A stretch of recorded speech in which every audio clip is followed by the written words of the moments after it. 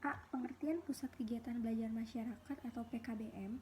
Menurut BAN PNF 2014-12, PKBM adalah satuan pendidikan non-formal yang diselenggarakan untuk memenuhi berbagai kebutuhan belajar masyarakat yang didirikan dan dikelola oleh masyarakat dalam rangka pemberdayaan masyarakat setempat sesuai dengan potensi ekonomi, sosial, dan budaya dan lingkungan alamnya.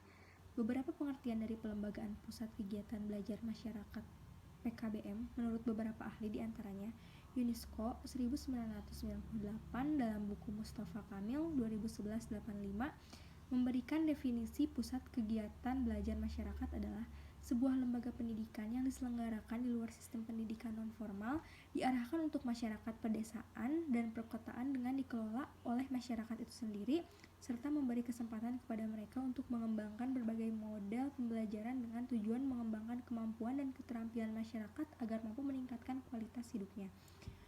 Menurut Umberto Sihombang 1999 112-113, pelembagaan artinya menempatkan PKBM sebagai basis penyelenggaraan program pendidikan masyarakat di tingkat nasional, desa, kelurahan. Program pendidikan masyarakat yang selama ini dilaksanakan di berbagai tempat yang terpisah-pisah seperti rumah penduduk, gedung sekolah, balai desa, dan tempat lainnya serta berpindah-pindah dari satu tempat ke tempat lainnya.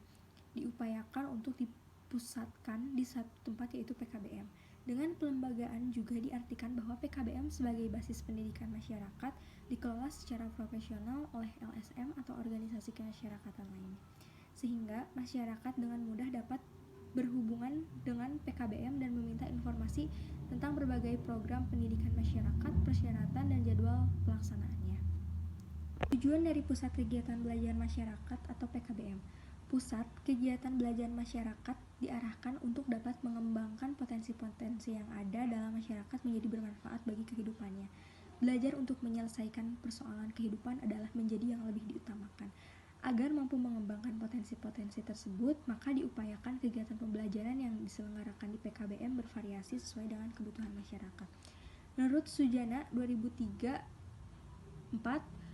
tujuan dibentuknya Pusat Kegiatan Belajar Masyarakat adalah untuk memperluas kesempatan warga belajar masyarakat, khususnya bagi anak keluarga tidak mampu untuk meningkatkan pengetahuan, keterampilan, dan sikap mental yang diperlukan untuk mengembangkan diri dan meningkatkan kualitas hidupnya.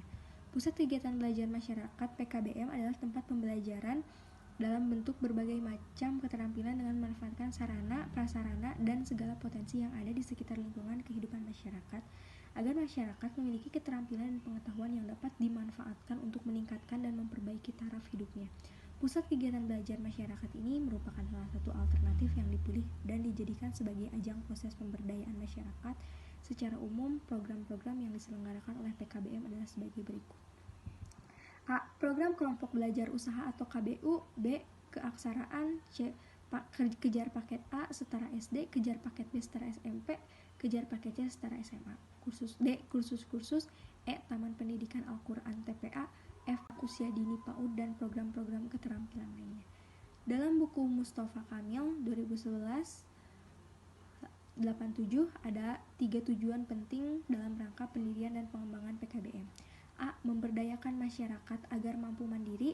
B. Meningkatkan kualitas hidup masyarakat baik dari segi sosial maupun ekonomi. C. Meningkatkan kepekaan terhadap masalah-masalah yang terjadi di lingkungannya sehingga mampu memecahkan permasalahan tersebut.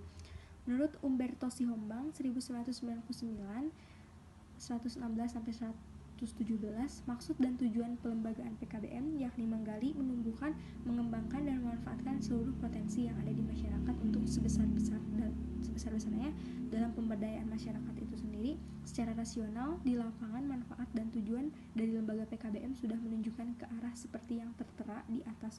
Contohnya banyak sekali masyarakat yang menempuh jalur pendidikan formal, mengikuti kursus dan menyekolahkan anaknya di PAUD dari berbagai program-program kursus, baik dalam meningkatkan kualitas dan memecahkan masalah masyarakat dengan tujuan meningkatkan kualitas hidup orang banyak. Sekian dari saya, terima kasih. Wassalamualaikum warahmatullahi wabarakatuh. Selanjutnya ada fungsi dari Pusat Kegiatan Belajar Masyarakat menurut Suryono dan Sumarno menyatakan bahwa fungsi dari PKBM itu ada 2, Yang pertama ada fungsi utama. Jadi sebagai wadah berbagai kegiatan belajar masyarakat untuk meningkatkan pengetahuan, keterampilan, dan sikap yang diperlukan untuk mengembangkan diri dari masyarakat. Yang selanjutnya ada fungsi pendukung, yaitu sebagai jaringan informasi dan kerjasama bagi kelembagaan lokal yang ada di masyarakat.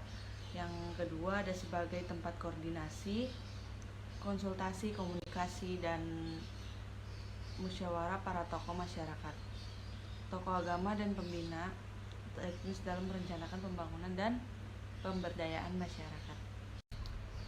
Selanjutnya ada faktor-faktor yang perlu dikembangkan dalam PKBM. Yang pertama yaitu pengelolaan dan perencanaan PKBM. Pengelolaan dan perencanaan PKBM yang sistematis sangat diperlukan karena merupakan faktor penting yang harus menjadi perhatian pengelola dalam implementasi program kegiatan PKBM. Hal ini dilakukan agar implementasi kegiatan PKBM lebih efektif dan efisien. Selanjutnya ada struktur organisasi. Struktur organisasi yang jelas akan mempermudah kerjasama dengan baik antara masyarakat dengan sasaran PKBM maupun sumber daya PKBM. Yang selanjutnya ada pemahaman siklus perencanaan dan pengelolaan program PKBM. Di dalam hal ini ada 2 poin penting yang harus dilakukan oleh pengelola PKBM. Yang pertama, pengelola atau pengembang PKBM dan komite harus memahami siklus perencanaan, yaitu need assessment, perencanaan dan aktivitas perorganisasian, monitoring atau evaluasi, dokumentasi, dan diseminasi. 2. Pengelola PKBM mengerti dan dapat menindaklanjuti hasil evaluasi sehingga kontribusi pasti bagi pengembangan perencanaan selanjutnya. Sehingga staf dan pimpinan tahu tugasnya masing-masing dan mampu mengoreksi kesalahan-kesalahan atau kekurangan-kekurangan dalam menjalani pekerjaan yang menjadi tanggung jawabnya. Faktor selanjutnya yang harus diperhatikan adalah peningkatan sumber daya. Peningkatan sumber daya manusia ini untuk meningkatkan kemampuan dan kreativitas, akan tetapi juga memperbarui pengetahuan dan keterampilan yang telah usang. Yang selanjutnya ada mobilisasi sumber-sumber dan membangun networking. Dalam pengembangan program-programnya perlu memobilisasi berbagai sumber yang bervariasi, termasuk anggaran, sumber-sumber material, dan perlengkapan administrasi. Pembiayaan yang dibutuhkan untuk pengandalian dan operasionalisasi kantor. Yang terakhir ada meningkatkan partisipasi masyarakat dalam kegiatan PKBM. Keberlangsungan program jangka panjang dalam menunjang terlaksananya program-program diperlukan partisipasi aktif dari seluruh lapisan masyarakat. Selanjutnya B. Majelis Taklim. Majelis Taklim adalah sebuah lembaga pendidikan non-formal yang memiliki jamaah dengan jumlah yang relatif banyak, usia yang heterogen, memiliki kurikulum berbasis keagamaan, dan waktu yang fleksibel sesuai kebutuhan jemaah. Istilah majelis taklim juga berasal dari bahasa Arab yang terdiri dari 2 suku kata, yaitu majelis yang berarti tempat duduk dan taklim yang artinya belajar. Dengan demikian, secara bahasa yang dimaksud majelis taklim adalah tempat belajar. Selain itu, ada beberapa tokoh yang memaparkan pengertian majelis taklim.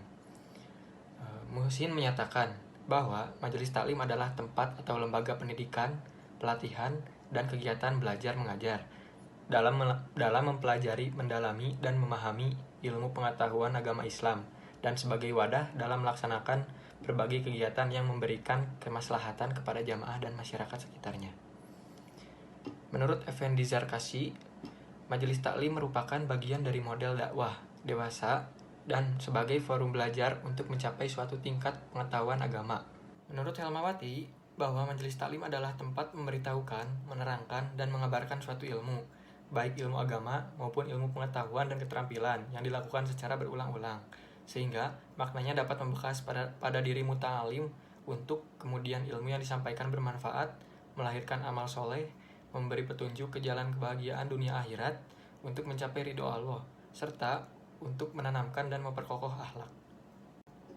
Setelah kita memahami apa itu arti majelis taklim, tidak dipungkiri bahwa majelis taklim memiliki komponen-komponen tersendiri. Yang pertama, mu'alim atau sebagai pengajar. Yang kedua, muta'alim atau sebagai murid yang menerima pelajaran. Yang ketiga, al-ilmu atau isi materi yang disampaikan. Yang keempat, yu'alim atau proses kegiatan pengajaran. Materi dalam majelis taklim sendiri berisi tentang ajaran Islam. Oleh karena itu, materi atau bahan pengajarannya berupa tauhid, tafsir, fikih, hadis, akhlak, tarikh Islam, ataupun masalah-masalah kehidupan yang ditinjau dari aspek agama Islam. Berikut adalah penjelasan dari masing-masing teori. Yang pertama, tauhid. Tauhid adalah ilmu yang mempelajari tentang keesaan Allah Subhanahu wa Ta'ala dalam mencipta, menguasai, dan mengatur alam raya ini.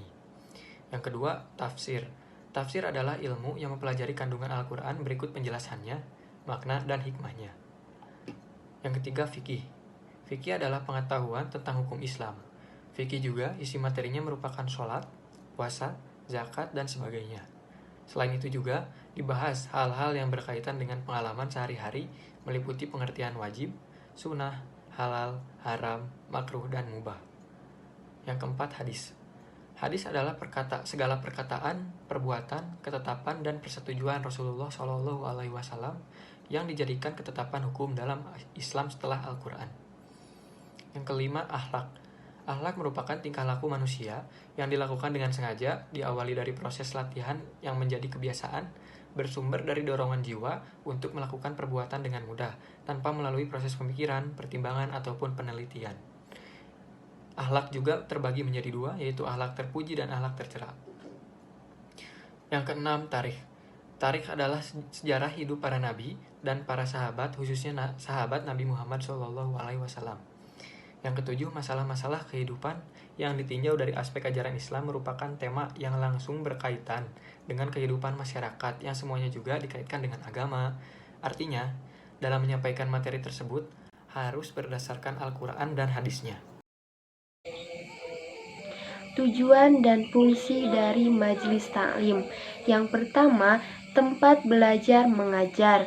Majelis taklim dapat berfungsi sebagai tempat kegiatan belajar mengajar umat Islam, khususnya bagi kaum perempuan dalam rangka meningkatkan pengetahuan, pemahaman, dan pengalaman ajaran Islam. Agar fungsi dan tujuan tidak terlepas dari kewajiban kaum perempuan yang solehah dalam masyarakat, maka menurut A.M. Saifuddin, mereka diharapkan dapat memiliki hal-hal sebagai berikut. Yang pertama, memiliki akhlak yang karimah atau mulia. Yang kedua, meningkatkan ilmu dan kecerdasan dalam rangka mengangkat derajatnya. Yang ketiga, memperbanyak amal, gerak, dan perjuangan yang baik. Yang kedua, lembaga pendidikan dan keterampilan. Muhammad Ali Hashimi mengatakan, wanita muslimah adalah tiang bagi keluarga muslim. Salah satu kunci kemuliaan dan kehormatan rumah tangga terletak pada kaum perempuan, baik dia sebagai istri maupun sebagai ibu. Yang ketiga, wadah berkegiatan dan berkreativitas. Maksudnya, seperti dalam berorganisasi, bermasyarakat, juga berbangsa dan bernegara, bisa menjadikan seseorang aktif dalam masyarakat serta dapat memberi warna kehidupan mereka sendiri. Yang keempat, pusat pembinaan dan pengembangan. Maksudnya, kemampuan dan kualitas sumber daya manusia dalam berbagai bidang seperti dakwah, pendidikan, sosial, dan politik yang sesuai dengan kodratnya. Yang kelima, jaringan komunikasi, ukhuwah, dan silaturahim. Majelis taklim diharapkan menjadi jaringan komunikasi, ukhuwah, dan silaturahim antar sesama manusia. Hal ini menunjukkan pentingnya keberadaan majelis taklim karena berada di tengah-tengah masyarakat, yang mana masyarakat sendiri merupakan salah satu dari 3 lingkungan pendidikan di samping rumah tangga dan sekolah. Majelis taklim sebagai lembaga pendidikan non-formal menjadi penting jika mampu berfungsi sebagai berikut. Yang pertama, membina dan mengembangkan agama Islam dalam rangka membentuk masyarakat yang bertakwa kepada Tuhan Yang Maha Esa. Yang kedua, sebagai teman rekreasi rohani karena diselenggarakan dengan serius dan santai. Yang ketiga, sebagai ajang silaturahmi yang dapat menumbuh suburkan dakwah dan ukhuwah Islamiyah. Yang keempat, sebagai sarana dialog berkesinambungan antara ulama, umaro, dan umat. Yang kelima, sebagai media mempunyai gagasan modernisasi yang bermanfaat bagi pembangunan umat. Kemudian, faktor yang mempengaruhi majelis taklim. Secara garis besar, faktor yang mempengaruhi dapat dibagi menjadi dua bagian, yaitu faktor internal dan faktor eksternal. Faktor internal merupakan faktor dari dalam individu itu sendiri, sedangkan faktor eksternal jelas merupakan faktor luar yang turut mempengaruhinya. Faktor eksternal bisa berasal dari keluarga, sekolah, dan masyarakat. Yang pertama, ada faktor internal atau faktor pembawaan. Maksudnya bahwa pada diri manusia terdapat fitrah atau pembawaan beragama. Siapa dan dari manapun datangnya manusia sudah membawa fitrah beragama atau potensi keimanan kepada Tuhan. Selanjutnya, faktor-faktor yang mempengaruhi perkembangan jiwa keagamaan seseorang adalah faktor hereditas. Hereditas atau turunan adalah totalitas karakteristik individu yang diwariskan orang tua kepada anak, atau segala potensi, baik fisik maupun psikis, yang dimiliki individu sejak masa konsepsi atau pembuahan ovum oleh sperma sebagai pewarisan dari pihak orang tua melalui gen-gen. Yang kedua, faktor eksternal. Faktor eksternal adalah faktor dari luar diri seseorang yang memungkinkan untuk dapat mengembangkan fitrah dengan sebaik-baiknya. Jadi berupa pendidikan yang diterima baik di lingkungan keluarga, sekolah, dan masyarakat. Lingkungan pertama yang sangat mempengaruhi perkembangan keberagaman manusia adalah keluarga. Keluarga merupakan satu unit sosial terkecil yang terdiri dari orang yang berada dalam suatu ikatan pernikahan yang sekurang-kurangnya terdiri dari ayah dan ibu. Pendidikan dalam keluarga merupakan suatu keniscayaan karena keluarga, terlebih lagi ibu, merupakan lingkungan sosial pertama kali yang dikenal anak. Lingkungan kedua yang mempengaruhi perkembangan keberagaman manusia adalah sekolah. Ketika seorang anak memasuki usia sekolah, saat itu ia menghadapi masyarakat baru yang berbeda dengan keluarganya. Disinilah letak peran pendidik dalam membantu anak untuk beradaptasi dengan iklim sekolah dan peraturan-peraturan yang berlaku. Dengan demikian, sekolah baginya merupakan sebuah masyarakat yang juga memberikan banyak perhatian seperti halnya keluarga. Yang ketiga, faktor pendukung dan penghambat. Faktor pendukung merupakan hal yang terpenting dalam rangka meningkatkan pemahaman keagamaan para jamaah majelis taklim. Dari faktor pendukung itu sendiri diantaranya, yang pertama, adanya sarana dan prasarana yang mencukupi. Maksudnya adalah salah satu faktor pendukung yang sangat penting dan berguna, karena dengan adanya sarana dan prasarana yang mencukupi itu, sehingga jamaah majelis taklim dapat melaksanakan kegiatan yang merupakan bagian dari program majelis taklim. Misalnya, masjid atau musola, tempat para jamaah belajar agama, bukan hanya sekedar tempat ibadah. Itulah bagian dari cara kita juga untuk memakmurkan masjid. Yang kedua, sumber daya manusia yang memadai. Yang ketiga, adanya para jamaah yang selalu berpartisipasi dalam pelaksanaan kegiatan majelis taklim. Yang keempat, adanya dukungan penuh dari kepala desa dan tokoh agama. Yang kelima, adanya kesadaran para jamaah majelis taklim. Hal yang paling penting dan utama, faktor pendukung adalah kesadaran para jamaah yang tumbuh dari dalam diri jamaah untuk meningkatkan pemahaman agama mereka. Kemudian, faktor-faktor penghambat majelis taklim dapat meningkatkan pemahaman keagamaan para jamaah. Salah satunya adalah kurangnya motivasi untuk selalu menghadiri kegiatan majelis taklim, baik faktor keluarga maupun lingkungan. Mungkin hanya itu yang dapat kami sampaikan. Mudah-mudahan bermanfaat, khususnya bagi kami, umumnya bagi kita semua. Akhirul kalam, wassalamualaikum warahmatullahi wabarakatuh.